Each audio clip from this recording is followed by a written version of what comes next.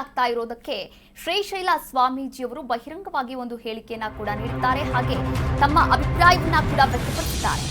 ನೋಡಿ, ಹಿಂದೂಗಳ ಹತ್ಯೆಯಾಗ್ತಾ ಇರೋದು ನೋವಿನ ಸಂಗತಿ ತಂದಿದೆ, ನೋವಿನ ಸಂಗತಿಯಾಗಿದೆ ಅಂತ ಇಲ್ಲಿ ಅಮೀನಗಢದಲ್ಲಿ ಶ್ರೀಶೈಲ ಸ್ವಾಮೀಜಿಯವರು ಹೇಳಿಕೆಯನ್ನ ನೀಡಿದ್ದಾರೆ.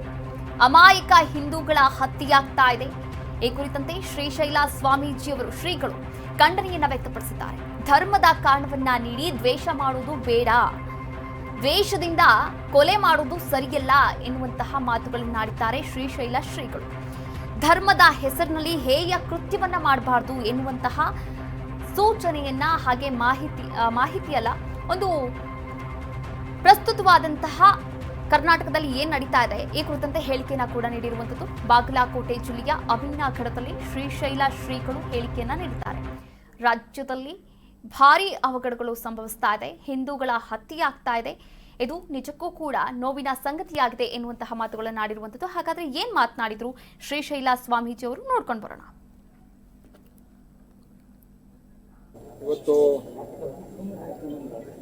ಹಿಂದೂಗಳ ಅಮಾಯಕರ ಹತ್ಯೆ ಆಗ್ತಾ ಇರೋದನ್ನ ಬಹಳಷ್ಟು ಕಡೆಗೆ ನಾವು ನೋಡ್ತಾ ಇದ್ದೇವೆ. ಅದನ್ನ ನಾವು ತೀವ್ರವಾಗಿ ಈ ಸಂದರ್ಭದಲ್ಲಿ ಖಂಡಿಸಲಿಕ್ಕೆ ಇಚ್ಛೆ ಪಡ್ತೇವೆ. ಭಾರತ ದೇಶ ಹಲವಾರು ಸಮುದಾಯ ಸಂಪ್ರದಾಯಗಳನ್ನು ಒಳಗೊಂಡಿರುವಂಥ ಒಂದು ವಿಶಿಷ್ಟವಾಗಿರುವಂಥ ದೇಶ. ಇಲ್ಲ ಎಲ್ಲ ಸಂಪ್ರದಾಯಗಳು, ಎಲ್ಲ ಮತ ಕುಲ ಬಾಂಧವರು ಸ್ವಧರ್ಮ ನಿಷ್ಠೆ, ಪರಧರ್ಮ ಸಹಿಷ್ಣುತೆಯನ್ನು ಪರಿಪಾಲನೆ ಮಾಡ್ಕೊಂಡು ಬರಬೇಕಾಗಿರುವಂಥದ್ದು ಈ ದೇಶದ ಕಡ್ಡಾಯದ ನಿಯಮ. ಇಂಥದ್ರಲ್ಲಿ ನಾವು ಧರ್ಮದ ಹಿನ್ನೆಲೆಯನ್ನು ಇಟ್ಕೊಂಡು ದ್ವೇಷವನ್ನು ಸಾಧಿಸೋದಾಗಲಿ ಅಥವಾ ಆ ದ್ವೇಷ ಒಬ್ಬರನ್ನು ಹತ್ಯೆಗೈಯುವ ಮಟ್ಟಕ್ಕೆ ಹೋಗೋದಾಗಲಿ ಇದು ಸರ್ವಥಾ ಖಂಡನೀಯವಾಗಿರುವಂಥದ್ದು.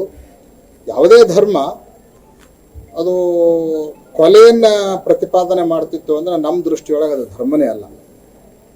ಧರ್ಮದ ಹಿನ್ನೆಲೆಯಲ್ಲಿ ನಾವು ಅದನ್ನು ಮಾಡ್ತಾ ಇದ್ದೀವಿ ಅಂದ್ರೆ ಧರ್ಮವನ್ನು ಸರಿಯಾಗಿ ತಿಳ್ಕೊಂಡಿಲ್ಲ ಅಂತಲೇ ಅರ್ಥ ಹೊರತು ಬೇರೆ ಏನೂ ಅಲ್ಲ. ಅದಕ್ಕೆ ಧರ್ಮದ